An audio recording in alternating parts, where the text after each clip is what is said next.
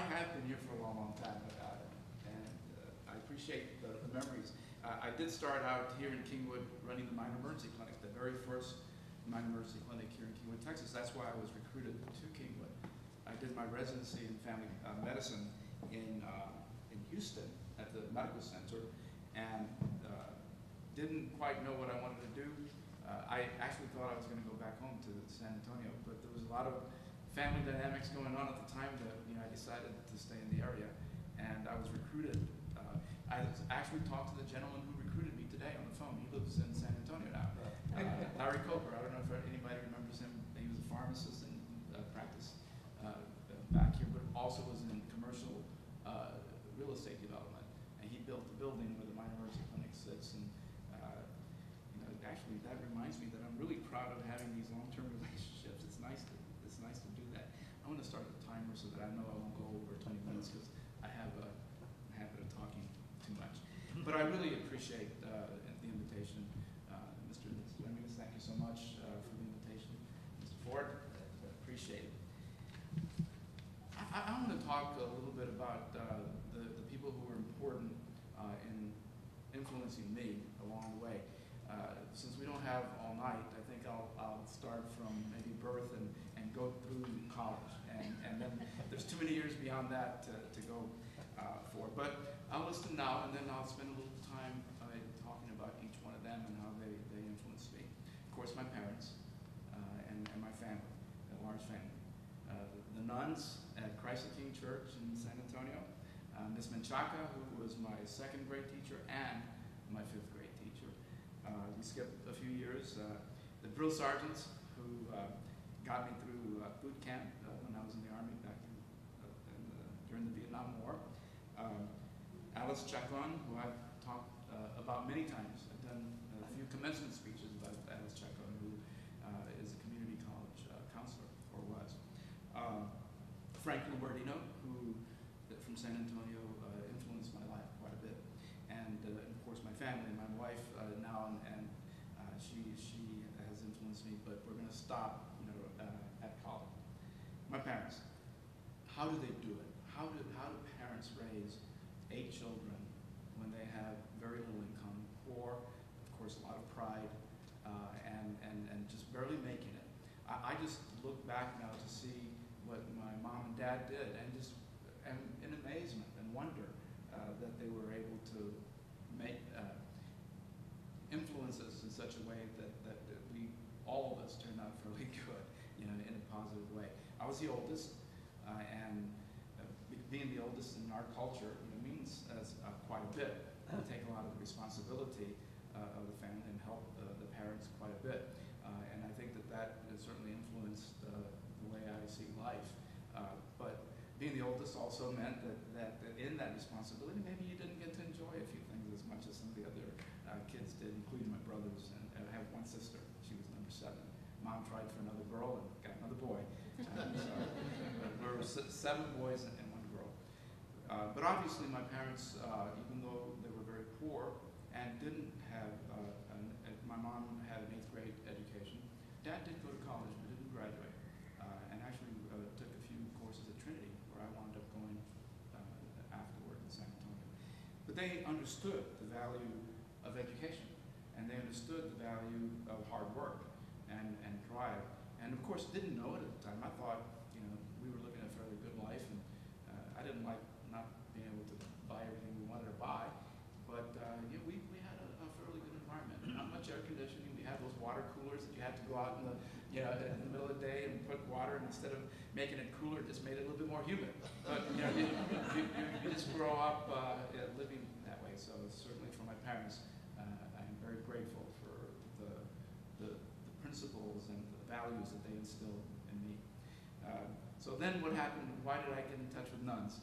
Well, being the oldest and mom speaking mostly Spanish, she did not speak much English, not because she didn't know it, she preferred not to. So at home, that's what I heard, and that's what I learned, and I spoke Spanish. And Dad would come home and would speak English only. And I understood everything he said, but I didn't speak it because I felt more comfortable speaking Spanish as I did all day long with Mom. So Dad said, well, if you're going to succeed, you really know the need to speak English. So who better to teach me than the nuns at the church that we went to? And it was a Franciscan church, and very strict. And I won't go into some of the things that they did because now they get put in jail. Not really. But I learned to both fear them and admire them. Fear only lasted for a few days, maybe a few weeks. But back then, the attitude and the approach was that you were just going to speak English and you weren't going to speak Spanish. And so I went through several years where they certainly taught me the basics of the language, and because of what was going on in that time, I didn't speak much Spanish. I actually didn't do it again until I was in junior high school, where I took my first Spanish course. And back then, you'd get in trouble at the school if you spoke Spanish. You'd get sent to the principal's office and get spanked. And being a good boy, I didn't want to get spanked, so I just didn't speak it. And that's one of the things I regret, because even though I think once I get immersed in the environment, I pick it up fairly quickly.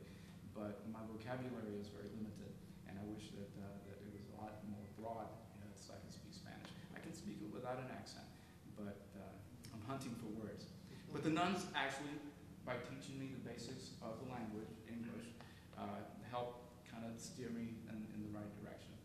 So then when Mrs. Chacon came along, she was my English teacher. Well, she was my second grade teacher, but that's what she taught. She taught grammar. She taught English.